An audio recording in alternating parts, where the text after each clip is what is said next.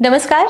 मैं सिमरन स्वागत करती हूँ आप सभी का एक बार फिर से आयोग द्वारा आयोजित इस पॉडकास्ट में। आज हम बात करेंगे एक ऐसे विषय के बारे में जो काफी लंबे समय से चर्चा का केंद्र बना हुआ है। जी हाँ, TRE 4। बीते कई माह से TRE 4 के जो अभ्यर्थी हैं उनकी जिज्ञासाएं बढ़ रही हैं, उम्मीदें बढ़ रही हैं और साथ ही कई महत्वपूर्ण सवाल उठ रहे हैं, जैसे विज्ञापन कब आएगा या फिर कितनी रिक्तियां हैं आदि। इन सभी सवालों पे स्पष्ट और सही जानकारी तथा साथ ही आधिकारिक जानकारी प्राप्त करने के लिए हमारे साथ मौजूद हैं बिहार लोक सेवा आयोग के परीक्षा नियंत्रक श्री राजेश कुमार सिंह जी। आज की इस बातचीत से हमारी कोशिश केवल जानकारी प्राप्त करना ही नहीं, बल्कि उन लाखों अभ्यर्थियों की जो जिज्ञासाएं हैं और वैसे अभ्यर्थी जो काफी लंबे समय से नोटिफिकेशन का इंतजार कर रहे हैं और तैयारी कर रहे हैं, उनको सही जानकारी देना है।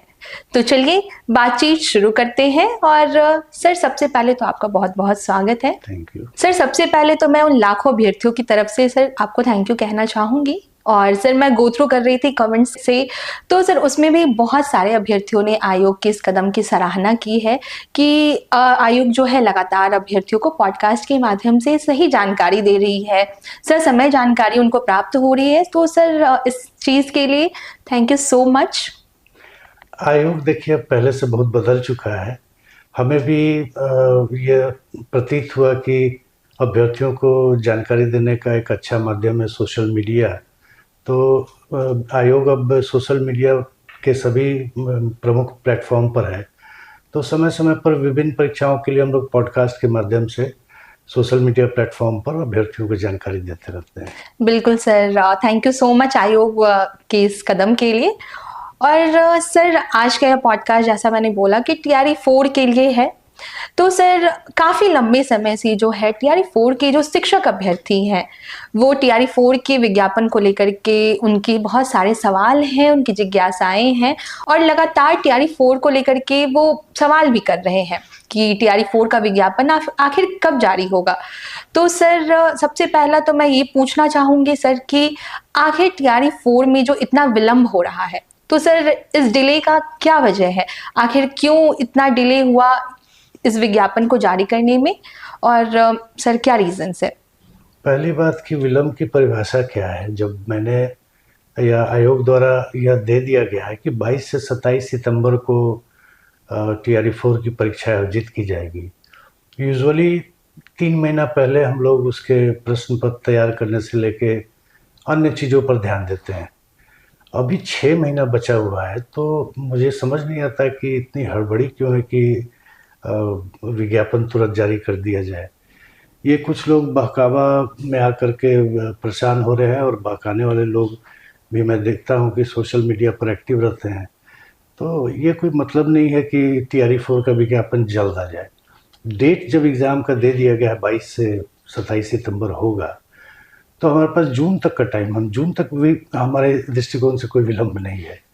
लेकिन खैर विलम्ब होने का 2-3 कारण था। एक तो गेस्ट टीचर के मामले में मामला अटका हुआ था जो अभी शिक्षा विभाग से हमें प्राप्त हो गया। अल्पसंख्यक कल्याण विभाग में भी महिला आरक्षण के बारे में थोड़ी त्रुटि थी जिसको कि प्राप्त कर लिया गया बैठक करके, और भी कुछ परिवर्तन किया गया इस बार जिसके चलते भी विलम्ब हुआ। लेकिन विलम्ब, मैं फिर से दोहराना चाहूँगा, कोई विलम्ब नहीं है। 22 से 27 सितंबर को परीक्षा होगी, अभ्यर्थी उसकी तैयारी करें। परीक्षा आयोजन कराना हमारा काम है, फॉर्म भराना हमारा काम है। सर इसी के साथ मैं ये पूछना चाहूंगी, और मेरे साथ जो लाखों अभ्यर्थी हैं सर, उनका यह सवाल है कि आखिर TRE 4 की वैकेंसी अब कब आएगी सर? अब कितना विलंब है और कब तक यह जारी हो जाएगा सर? TRE 4 का जो नोटिफिकेशन है आयोग की तरफ से कब तक अभ्यर्थियों के लिए दे दिया जाएगा?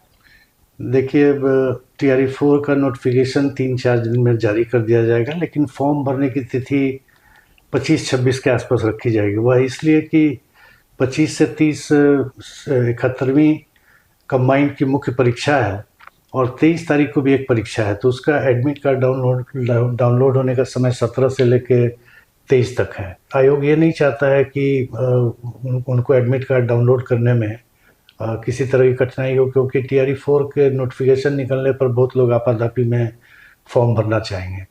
तो ऐसे ऐसी स्थिति में जब लाखों या बड़ी संख्या में लोग फॉर्म भरने लगते हैं तो एडमिट कार्ड डाउनलोड होने में कठिनाई होती है। तो इसीलिए फॉर्म भरने का तिथि जो है वो 25 या 26 से रखा जाएगा, जो कि नोटिफिकेशन में लिखा हुआ रहेगा।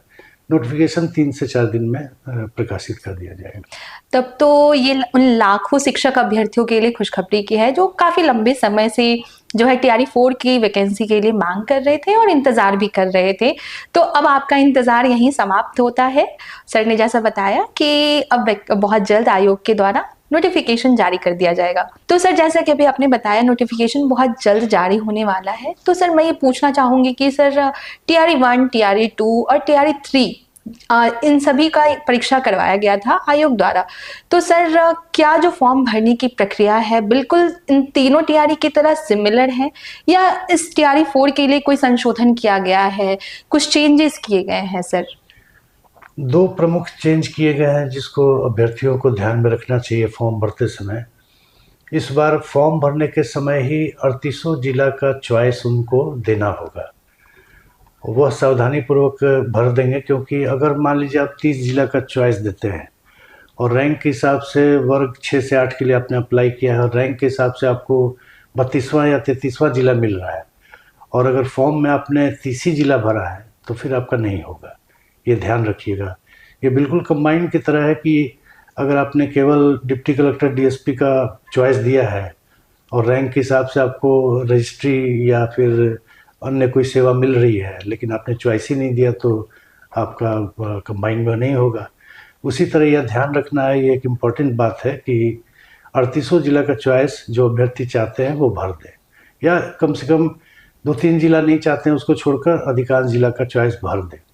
ये एक परिवर्तन किया गया है।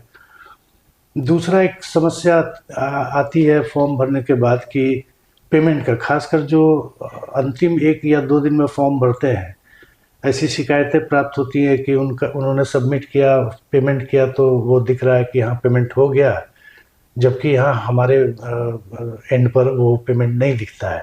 2-3 दिन बाद बैंक सेटल करता है। कभी कभी इसको लेकर कंट्रोवर्सी हो जाती है, तो इसलिए ऐसा प्रावधान इस बार किया गया है कि पहले आप पेमेंट कर देंगे, उसके बाद ही आपको फॉर्म भरने का लिंक उपलब्ध होगा। ये 2 प्रमुख चेंज किया गया है। बिल्कुल, तो जो भी शिक्षक अभ्यर्थी फॉर्म भरेंगे इस बार इन बातों का विशेष ध्यान रखेंगे आप भी फॉर्म भरते वक्त। सर TRE 4 में कुल कितनी रिक्तियां हैं, कितनी वैकेंसीज हैं, और सर क्लास वाइज कितनी वैकेंसीज हैं? देखिए TRE 4 में कुल रिक्ति 46,882 है। इसमें 4 विभागों की रिक्तियां हैं। पिछड़ा एवं अति पिछड़ा वर्ग कल्याण विभाग में प्रारंभिक शिक्षक में 63 रिक्ति है, प्रधानाध्यापक में 9 रिक्ति है, माध्यमिक शिक्षक TGT जो होते हैं वो 98 रिक्ति है, उच्च माध्यमिक शिक्षक PGT जो होते हैं उसमें 189 रिक्ति है। उसी तरह अनुसूचित जाति अनुसूचित जनजाति कल्याण विभाग में वर्ग 1 से 5 में 239 रिक्ति है, वर्ग 6 से 10 में 316 रिक्ति है और वर्ग 11-12 में 489 रिक्ति है। प्रधानाध्यापक में 14 रिक्ति है। शिक्षा विभाग में माध्यमिक वर्ग 9 और 10 में 9,082 रिक्ति है। उच्च माध्यमिक यानी 11वीं और 12वीं में 16,774 रिक्ति है। प्राथमिक विद्यालय वर्ग 1 से 5 में 10,778 रिक्तियाँ हैं। मध्य विद्यालय वर्ग 6 से 8 में 8,583 रिक्ति है। और अंतिम में अल्पसंख्यक कल्याण विभाग में माध्यमिक वर्ग 9 से 10 में 98 रिक्तियाँ हैं। उच्च माध्यमिक वर्ग 11 से 12 में 180 रिक्तियाँ हैं और प्रधानाध्यापक में 9 रिक्तियाँ हैं। कुल मिलाकर 46,882 रिक्तियाँ हैं। सर इसी के साथ हमारा आखिरी सवाल ये होगा कि इस पूरी प्रक्रिया के दौरान जो फॉर्म भरना है TRE 4 का, तो सर अभ्यर्थियों को किन बातों का विशेष ध्यान रखना है? सबसे पहले मैं कहना चाहूँगा कि फॉर्म भरने के 3 पार्ट हैं। पहला OTR है, दूसरा प्रोफाइल है और तीसरा फॉर्म है।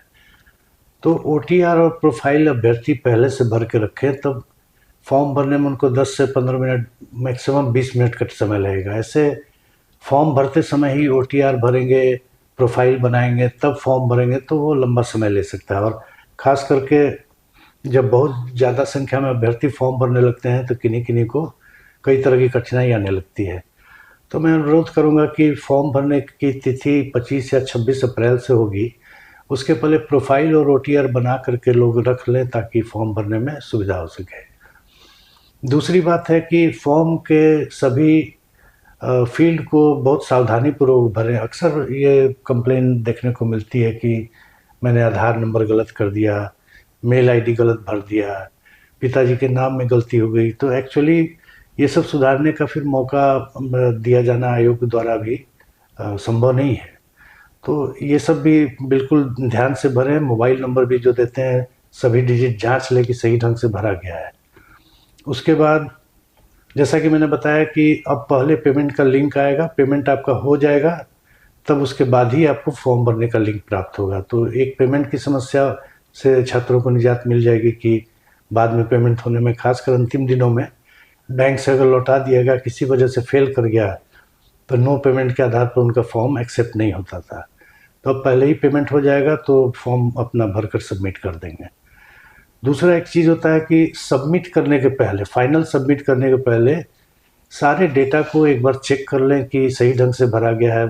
जैसा कि मैंने बताया, ईमेल आईडी, माता पिता का नाम, आधार नंबर, मोबाइल नंबर, ये सब सही भरा गया है, नहीं तो बाद में बड़ी दिक्कत हो जाती है। और लास्ट में मैं कहूँगा कि अंतिम तिथि का इंतज़ार नहीं करें। बार बार आयोग यह अपील करता है कि शुरू में या बीच में ही फॉर्म भर लें, अंतिम तिथि का इंतज़ार नहीं करें, अन्यथा उनका फॉर्म किसी की वजह से गड़बड़ा सकता है फॉर्म भरना। तो यही सब मेन मुख्य बातें हैं। जो भी अभ्यर्थी पहली बार ओटीआर करने जा रहे हैं उनके लिए आयोग की आधिकारिक सोशल मीडिया हैंडल्स है, उस पर ऑलरेडी एक ओटीआर की पूरी प्रक्रिया का एक वीडियो उपलब्ध है। तो मैं अनुरोध करूंगी जो भी अभ्यर्थी ओटीआर करने जा रहे हैं उससे पूर्व एक बार अवश्य उस वीडियो को देख ले, ताकि आपके लिए प्रोसीजर्स जो है और क्लैरिटी हो जाए उसमें, और बहुत ही सावधानी पूर्वक अपने ओटीआर को भरें, क्योंकि उसमें संशोधन का कोई भी प्रावधान नहीं है। बिल्कुल जैसा सर ने बोला कि लास्ट डेट का वेट नहीं करें। और sir thank you so much कि आपने लाखों अभ्यर्थी जिनका सवाल लगातार सोशल मीडिया के माध्यम से हमें मिल रहा था और भी बहुत सारे माध्यम से, ईमेल हो गया और भी विभिन्न प्लेटफॉर्म्स, तो सर आशा करती हूँ कि उनके जो भी सवाल थे, डाउट्स थे, और बहुत ज़्यादा जो अभ्यर्थी नोटिफिकेशन के लिए परेशान थे, आशा करती हूँ उन सभी को उनका जवाब मिल गया होगा। Thank you so much sir. Thank you. Thank you so much.